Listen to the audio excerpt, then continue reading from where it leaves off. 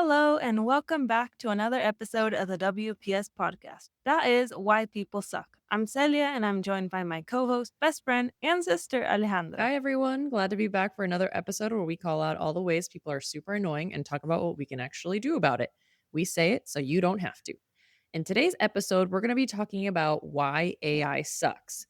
And we kind of touched on this last week in last week's episode. So we're kind of piggybacking off of that. Last week, we were talking about why job searching sucks right now. And one of the biggest things that we landed on was that AI has been a huge hindrance for people.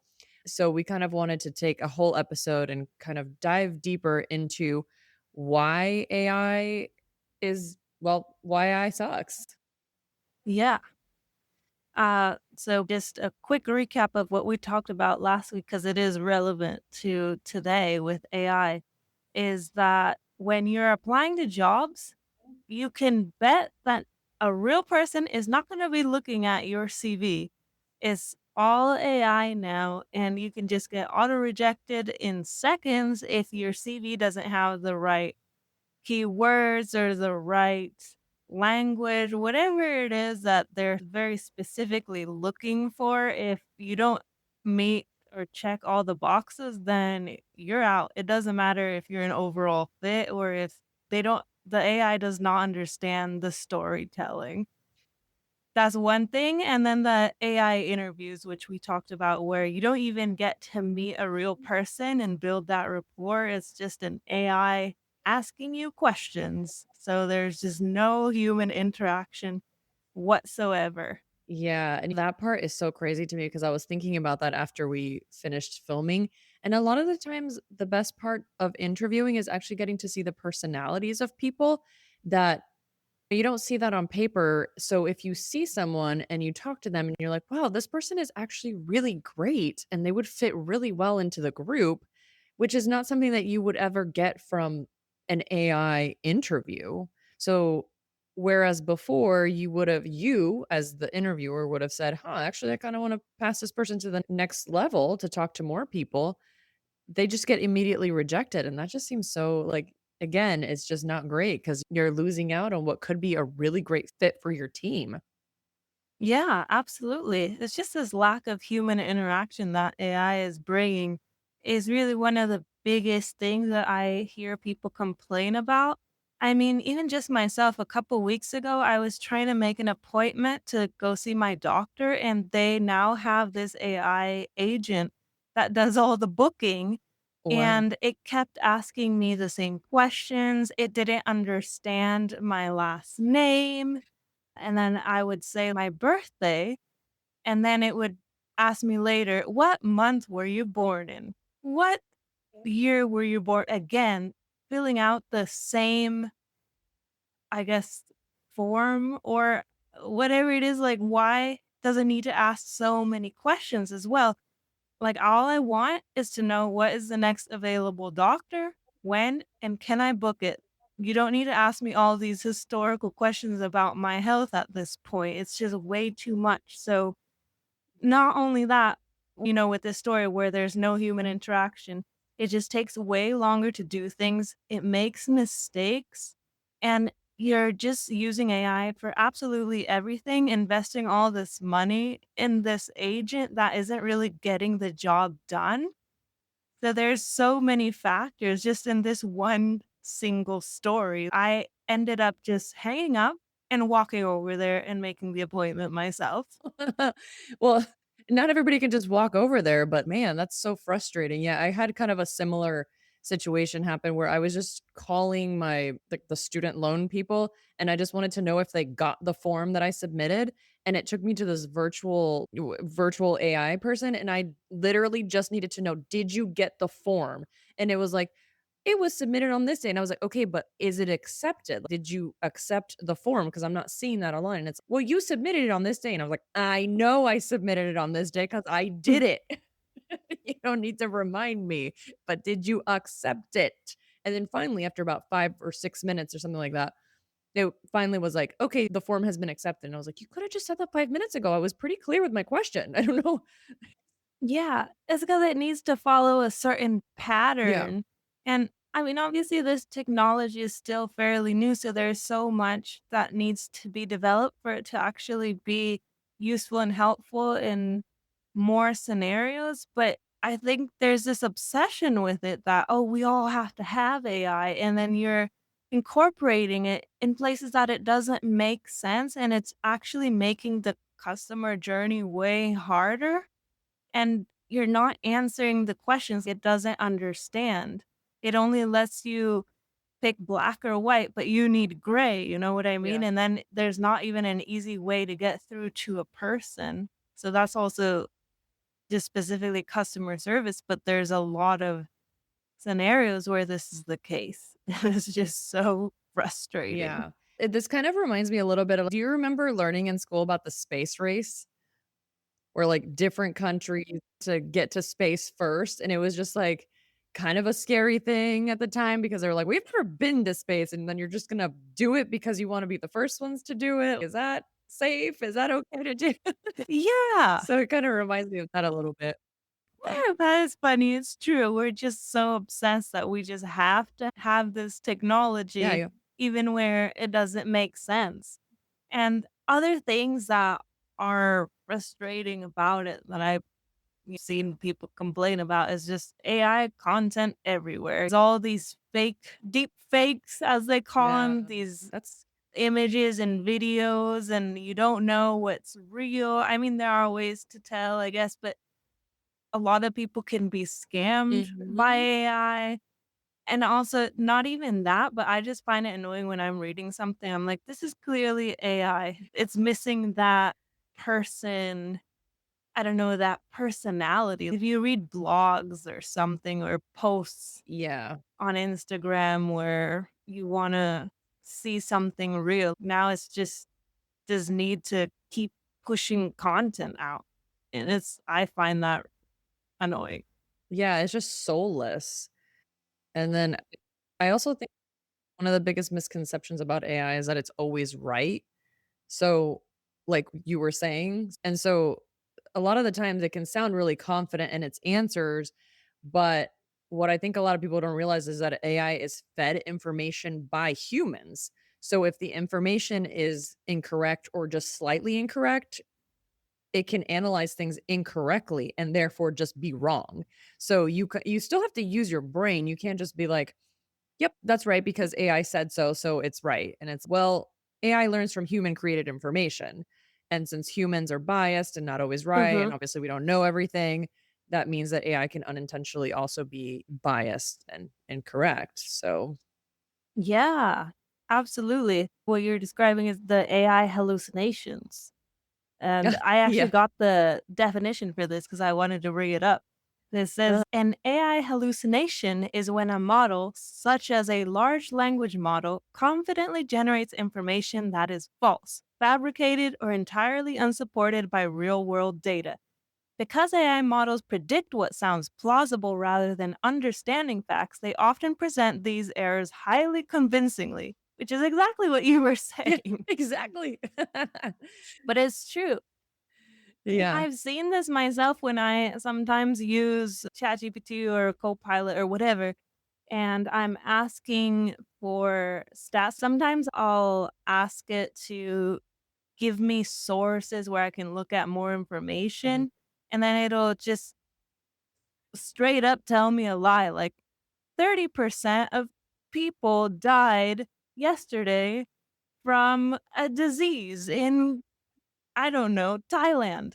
And I'm like, wait a minute, this isn't real. It's just because I was asking it to tell me about a terrible disaster that happened yesterday Oh, in Asia or yeah. something. And it'll make it up for me because I asked for it. And it's like, this isn't even real. That's crazy. Yeah. And then you go to the sources too, or it'll give you sources and then you click on it and it's like, this website doesn't exist. Oh, Because you're like, I need a source. And then it's like, okay, this sounds like www.stats.com. Okay, well, that didn't actually come from there because that doesn't exist. right. Just it wanted to give me what I was asking for. So it's Yeah. so true. You do need to. Make sure you click on those links, make sure you double check those stats, that research, that data. You cannot trust AI fully. Yeah, no kidding. Yeah, because I think also AI is really excellent at producing the average of what it's seen, but humans create Mhm. greatness by breaking patterns, whereas AI is just looking at everything that it's getting, and then it's just doing the average of all of that information, if that makes sense, right? Well, the reason why we're so innovative as Hmm. humans is because we break the patterns that are already there, whereas AI doesn't. It's a pattern, and that's how it continues to operate.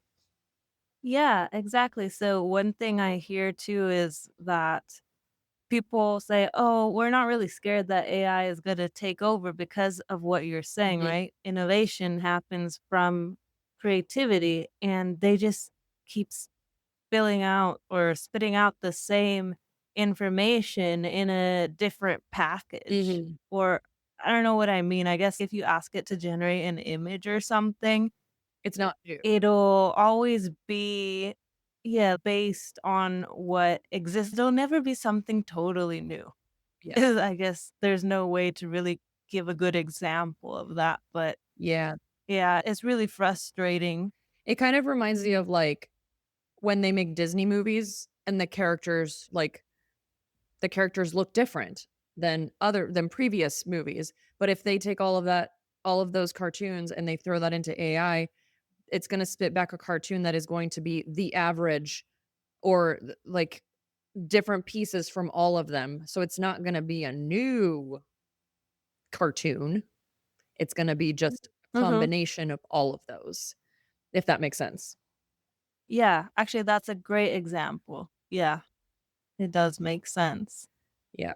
And, one thing just based on me using it sometimes to generate images, I'll say, "Okay, I like what you did, but can you just change this part?" Mhm. And then it changes a lot more of it, and I'm like, "No, that is not what I asked for." So I know it's also what they call prompt engineering, like, getting better at that, but why isn't it smart enough to just do it then? You know, especially when you give it very specific instructions. You're like, "Just this part right Yeah, here." Yeah. yeah. But then on that, I'm also thinking how another effect, I guess, of AI is like how people aren't really thinking for themselves. A lot of people just rely on it to do everything for them. And everything. I mean, even things like asking it for advice on therapy or something, or what should I text this person? What should I have for dinner Yeah, tonight?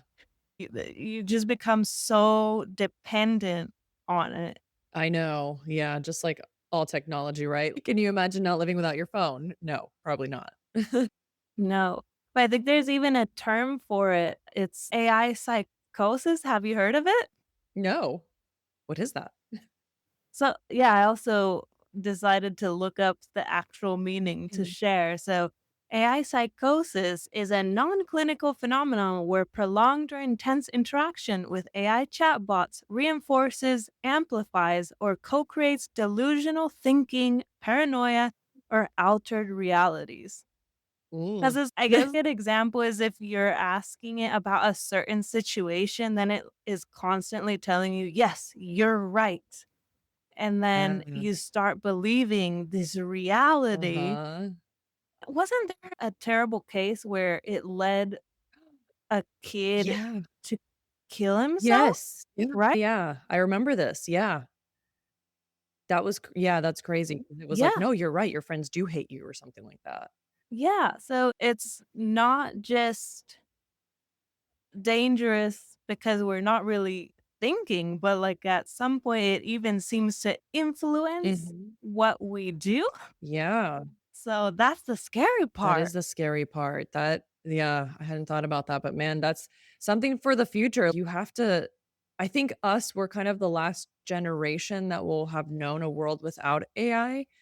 But so for the next generation, like I'm just thinking about my kids, like I think it's gonna be very important to be Yeah. like, look, you cannot rely on what it says. It really like AI is great for certain things, like, it's really helpful to help you draft. I'm not gonna lie, I ask it to help me draft emails when I know it's mean, and I need it to help me be nicer. And sometimes I have so many ideas that I'm like, "Can you here's all my ideas, can you help me organize them in a way that is more just organized and makes more sense versus it just being like me dumping all of my thoughts?" But it should not be something that gives you advice and then you take it as a fact. I know a Yeah. lot of companies lately have been using it for, and I think this is actually a really good way of using it, where, like, the company puts in all of the company's information, like its rules, its laws, its whatever, its ways of its processes and procedures. And then, for example, like a call center, they get calls from people, but the person is still getting to talk to a person, but they're asking all these questions where a human being would probably not have all of that information all of the time at the top of their brain, and they'd have to go and they'd have to research it. But instead, the AI is listening to the phone call and it's kind of spitting out, like, oh, here's the answer to that question. Here's that statute that relates to this, and this is why we can't do this. And I think that's super helpful because it also cuts time on calls, and it's less frustrating for the caller because they don't have to spend 45 minutes on the phone with you. It can be like a 15-minute call. And I think that's great because it's just Yeah. giving you back information that has been vetted by humans. And it's just kind of helping you have information more at your fingertips versus like you having to be like, oh, can I just call you back? Or can you wait on the line for 5 minutes while I research? Stuff like that. I think that's really great. Mm. But yeah, like we were saying, just like having it give you advice is probably just not great. Like, you gotta take that with a grain of Yeah. salt, maybe bigger than a grain. Yeah. No, totally. I agree with that. I think what you were describing of how companies are using it in that way, there's so many amazing uses for AI. I know it has definitely helped me in my work for sure, Mhm. but I can't just stop thinking for myself.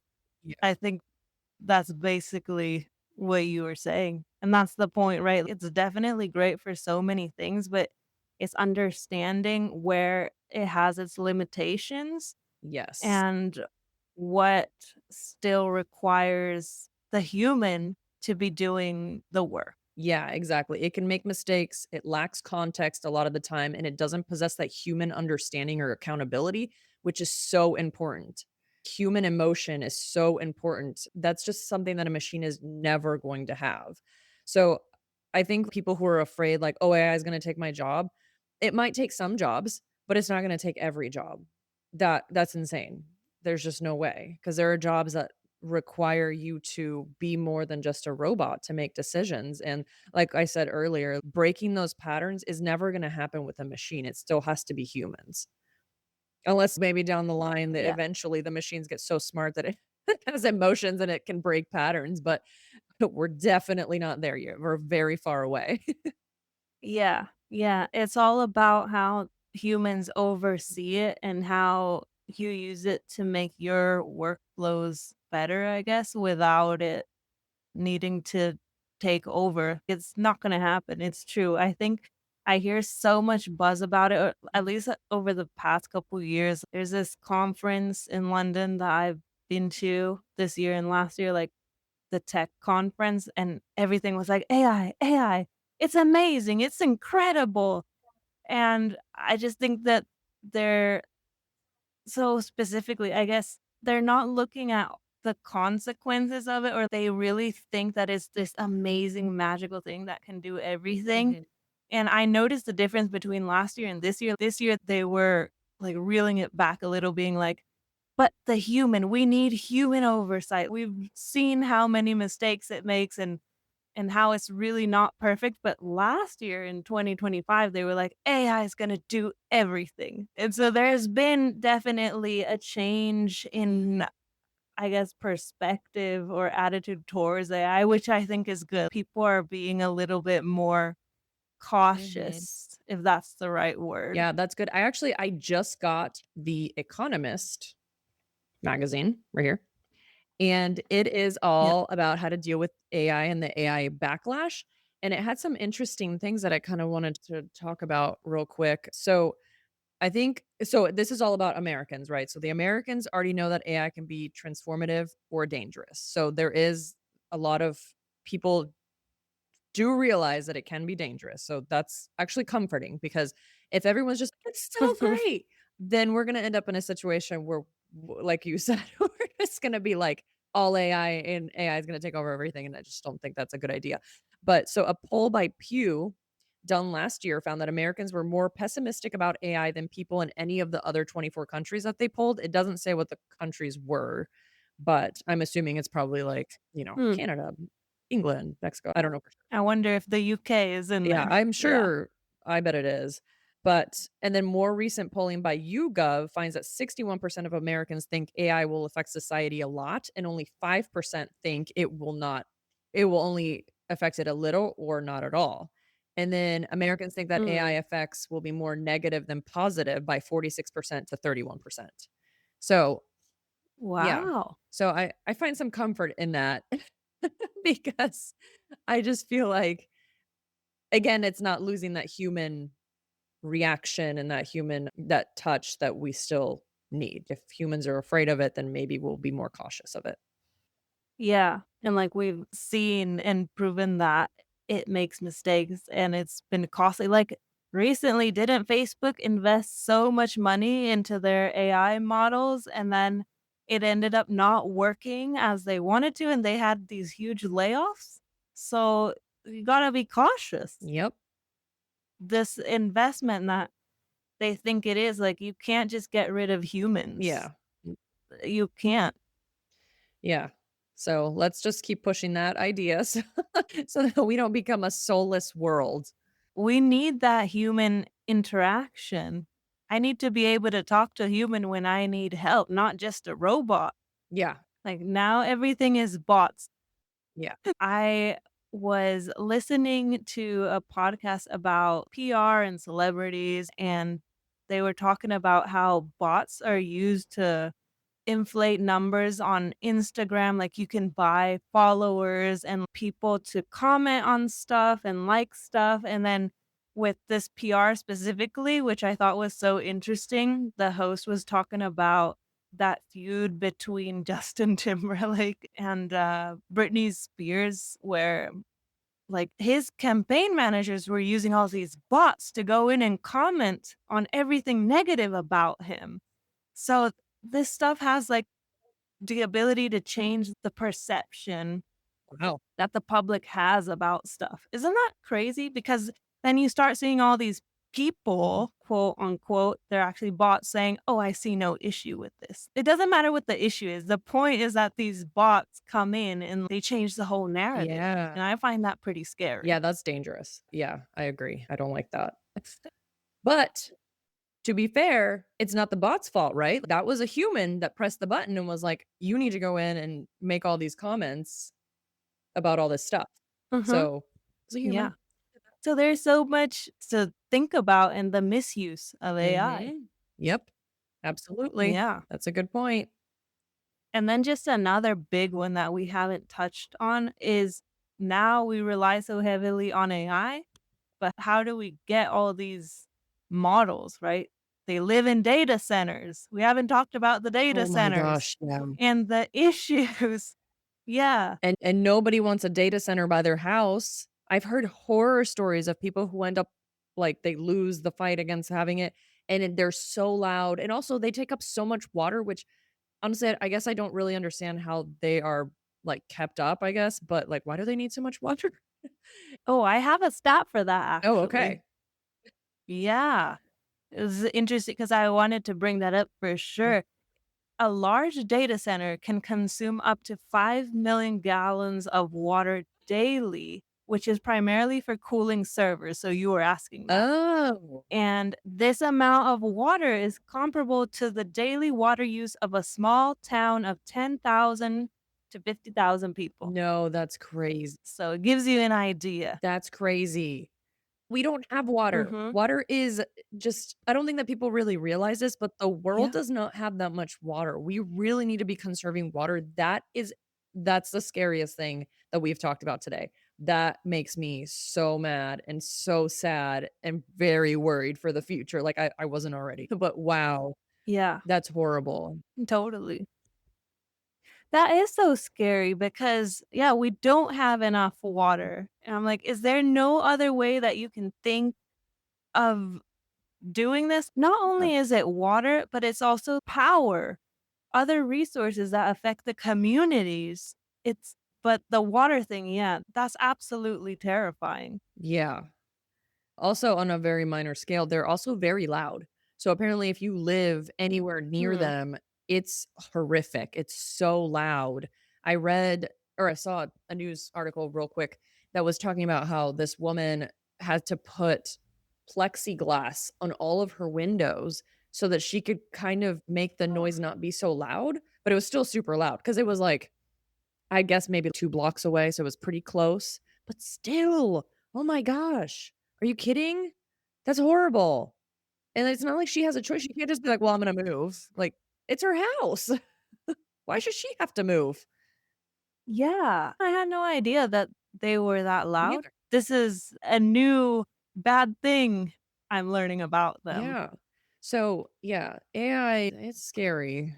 There's a lot that needs to be fixed before it moves on, but before we move on with this in the future.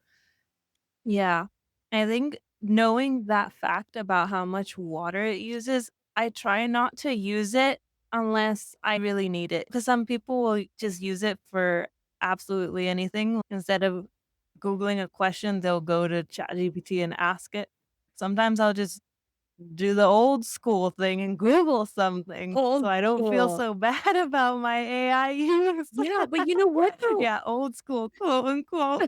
Yeah.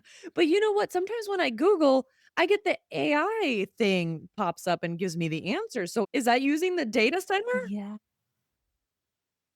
Good point. Yeah, now that Google has Yeah. Gemini, it's true. I wonder if I could turn that off though. I bet you can. I'm gonna go look Yeah, it up actually, after this. I'm gonna look into that. I don't know how that works exactly, but I do know that now, since I work on designing websites and apps and things, I know that now one big thing is not just back in the day with websites, it was all about search engine optimization, so now they have something that's for AI optimization, so you need to make sure that your websites appear on AI results. Mhm. It's just like this whole obsession. I was just thinking about that because it's that answer that comes up there, Uh-huh. so Yeah.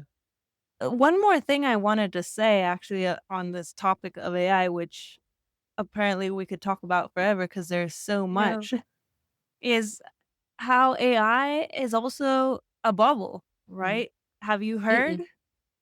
this term or, like, how people are talking like the dot-com Whoa. Like bubble? it's gonna burst. Yeah, because all these companies that are AI, like, they invest in each other, so it seems like they're doing better than they are. Like, an example is, like, OpenAI buys chips from NVIDIA, and then NVIDIA invests in OpenAI. So, it seems like it's way more profitable than it is, but then it's, like, from all these companies and, like, Microsoft buys models from OpenAI, for example. Copilot is just ChatGPT in a Microsoft outfit, you Yeah. know?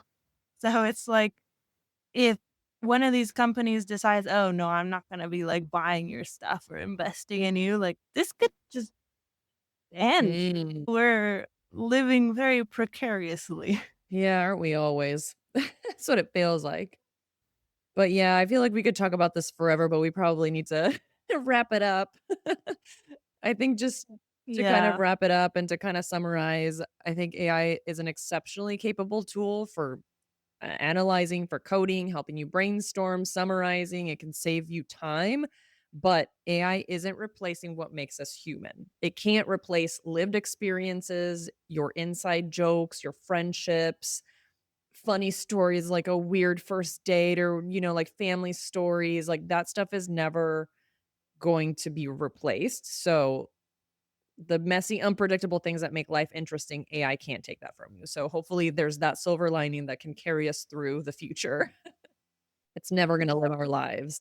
And honestly, AI is just not gonna replace humans, so I think we can all rest assured with that. It's not perfect, it makes mistakes, you gotta still check things and use your brain, so at Yeah, least we can end in a positive note that way. exactly.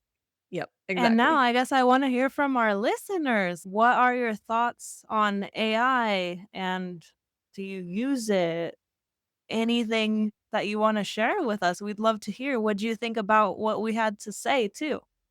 Yeah, for sure. Thank you so much for joining us for another episode of the WPS podcast. Remember to follow us at the WPS podcast and send us your stories, comment on our posts, and we'll see you next time. We said it so you didn't have to. See you next time. Bye.